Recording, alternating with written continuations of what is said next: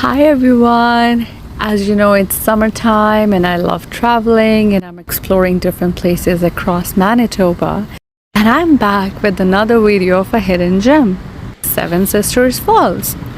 It's a small and a peaceful community, like about an hour and a half drive from Winnipeg, to the east of Winnipeg, and it's along with the Winnipeg River.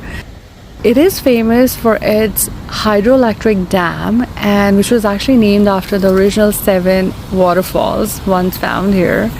This is such a charming spot, and it offers you stunning views and a peaceful vibe. So whether you're into nature walks or photography or just simply want to unwind, it's a perfect day trip destination. I had such a relaxing time and I definitely recommend this.